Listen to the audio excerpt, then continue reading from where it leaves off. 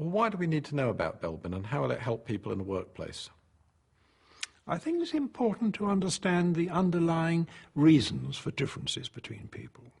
We see these differences within a family. They occur at a very early age, and they clearly have a genetic basis because they persist.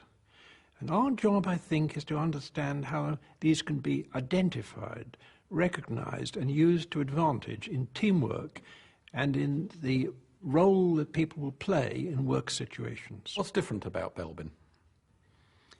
What is different is that we set out not just to measure how people behave or what their attitudes are. We set out to give people advice on how they can use their personal characteristics to best advantage. Surely we can all play every role. Possibly that is so. But on the other hand, it's undesirable. It's more important that we should concentrate on the role that we play best. That in that way we show ourselves to advantage. If we try and play every role, we'll end up undermining the role that other people play, and we'll give them little room and little scope. So if we're going to get good teamwork, we've got to find and choose the best role that we can play in that particular situation. Can we change? Well, we can change. The question is it desirable that we change in particular directions? I prefer to think in terms of development rather than change. And if we're thinking of development, we're talking about developing in a direction where we have aptitude and potential. If we change in areas for which we're not fitted, then we expose ourselves and show ourselves to some considerable disadvantage. Do we need 9 team roles present in a team at all times? No, because teams have different terms of reference, they have different goals, they have different objectives. And what's more, these goals change as the teams proceed during the course of their project or the challenges that they face. And if they're going to respond appropriately to these changes, then we need different actors to come on the scheme. We need different roles to be played.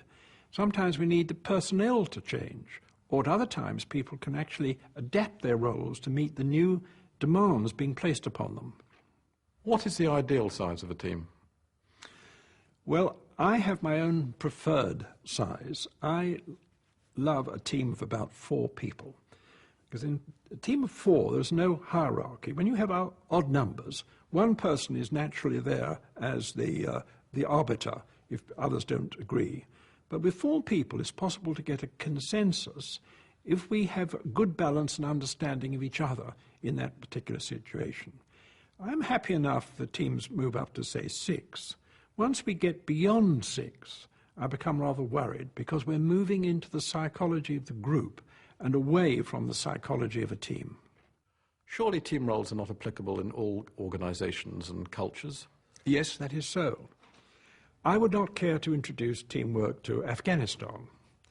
There are countries in many parts of the world where regimes are very hierarchical, and for them teamwork is a threat. And yet at the same time, things are changing. I've been working both in Russia and in China, and I've been seeing a gradual movement away from hierarchy to a different form of collaborative human organization. We are in a transitional period, and it's happening in all industries, and I think in all countries to a differing extent. So we need to understand the dynamics of teamwork, how we can use human resources to best advantage, because this is applicable in a general way right across the world, and it's only a matter of time before we see its effects.